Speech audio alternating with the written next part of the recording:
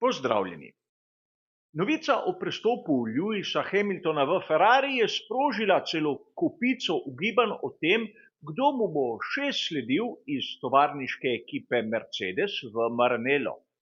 A težava, po mojem videnju, se skriva nekje drugje.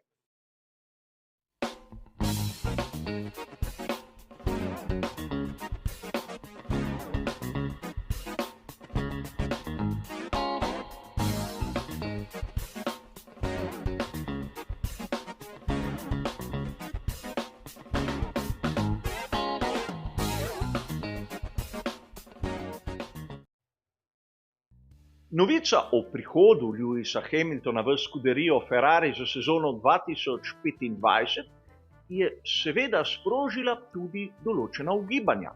Namreč bo Hamilton prišel sam ali bo Ferrariju uspelo izvabiti še kakšnega pomembnega inženirja iz te angleško-nemške ekipe.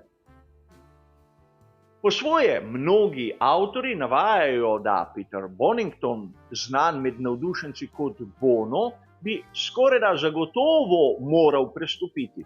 Ampak tu je treba poudariti nekaj. Po virih, ki so nam, navdušencem, na voljo, naj bi Lewis Hamilton v svoji pogodbi z Mercedesom imel klavzulo, ki mu prepoveduje novačiti člane te ekipe.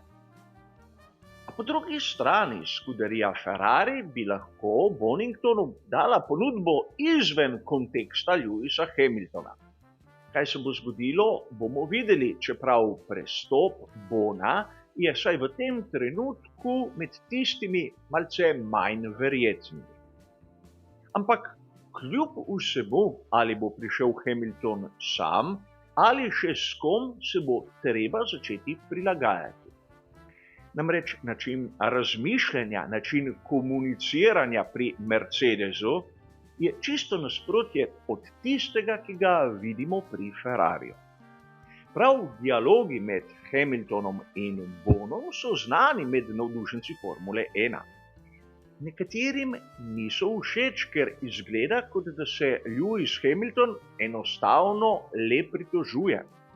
Ampak mi navdušenci gledamo na to zadevo, po mojem mnenju, iz čisto napačnega zornega kota.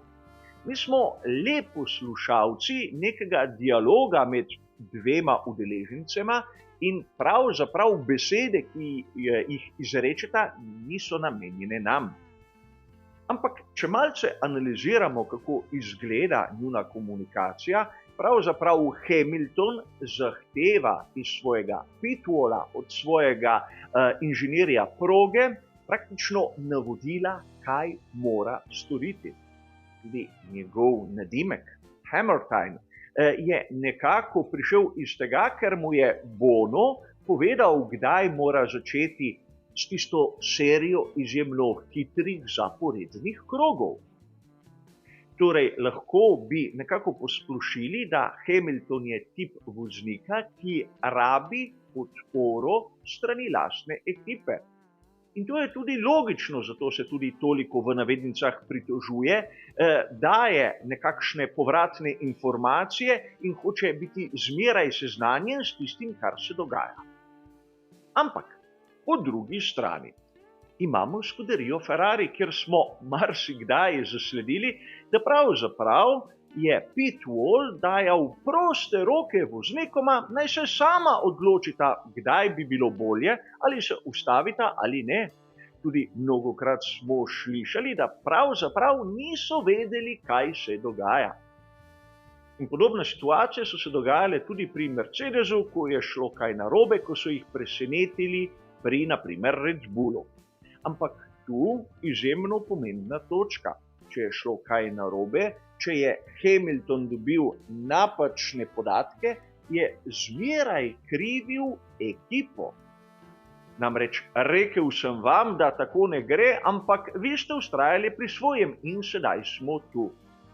Da bi svojo voljo uveljavljal takrat, ko je bilo čas, izgleda iz tega dialoga, da ni šlo. Ampak dobro nam je znano tudi iz našega vsakdanjega življenja, da pravzaprav na koncu poznamo vsi pravilne odgovore. A verjetno se zdaj kdo sprašuje, ali je v navadi, da tej inženirji proge dobesedno sledijo svojim voznikom, ko ti prestopijo iz ene ekipe v drugo. Ni nekega običaja, ampak zadeva je dokaj pogosta. Primer, se je kdo kdaj vprašal, kako je sploh Andrea Stella prišel v McLaren in tam, seveda tudi po zaslugi določenih okoliščin, prišel pravzaprav na vrh ekipe. Andrea Stella je bil dolgoletni inženir proge pri skuderiji Ferrari in v McLaren je prestopil skupaj s Fernandom Alonsom.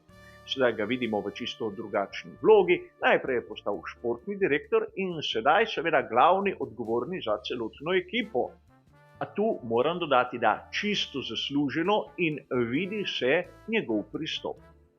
A vrnimo se k našemu vprašanju, kdo se bo prilagodil, ali Hamilton ali Ferrari. Nekdo bo dejal, če Bono pride z njim, kakšnih takšnih težav sploh ne bo, ampak tu se ne bom strinjal z vami. Namreč ni samo od inženirja proge odvisno, kaj bo sporočil svojemu vozniku.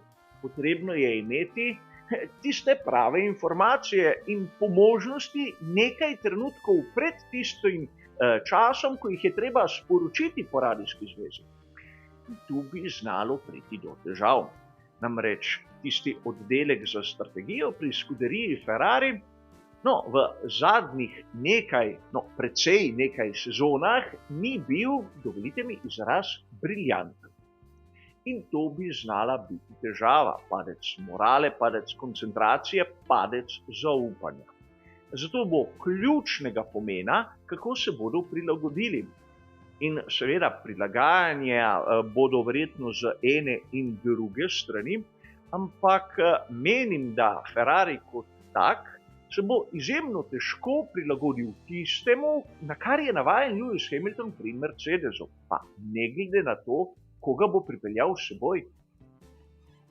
In sedaj se lahko začnemo spraševati, bo prišlo do kakšnih trenj, kakšnih konfliktov, pravzaprav zaradi tega, ker Lewis Hamilton med samo dirko ne bo imel tiste potrebne podpore oziroma tiste podpore, na katero je navajen. Po mojem, saj v začetnih trenutkih da. In to bi znalo biti problematično, namreč Lewis Hamilton bo izjemno drag voznik, v katerega je predvsem lastnik celotnega Ferrarija vložil ogromno denarja. In sedaj, če on ne bo zadovoljen s tistim, kar mu Ferrari nudi, bi znalo priti do trenj tudi na najvišjih nivojih in ne govorim skuderija Ferrari. In to bo težava, katero bodo morali rešiti pred začetkom sezone 2025.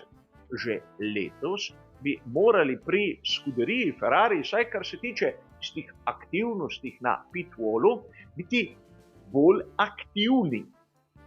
In tu ne govorim o tem, da bi kar od dneva do noči spremenili način komuniciranja, ampak vsaj voznikoma, torej Charlesu Leclercu in Carlosu Sainzu mlajšemu, bi lahko ponudili tiste prave opcije in da ne bomo slišali v letošnjem svetovnem prvenstvu tistih komunikacij, ki govorijo v tem smislu, no ja, ti si voznik, ti se odloči, ti veš najbolje.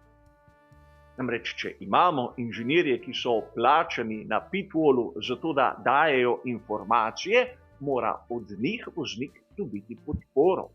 Zavedati se moramo, da pravzaprav ekipa je sestavljena iz ljudi, med katere sodi tudi voznik in seveda tistega bolida, stroja. Vse skupaj mora sodelovati, če se želi priti do pravih zmag. A seveda gre za vprašanje, ki se bolj poredkoma pojavi v raznih virih, ki se ukvarjajo s Formulo 1. Namreč verjamem, da marsikdo še sploh ni začel razmišljati v tej smeri, ampak sezona 2025 je izjemno blizu. V 24 velikih nagradah bodo morali marsikaj spremeniti tudi pri Ferrariju, ukolikor želijo, da bo prihod Lewisa Hamiltona pomenil neko dodano vrednost k njihovi športni zgodovini. A danes za to vprašanje je seveda to vse. Hvala za vašo pozornost in nasvidenje.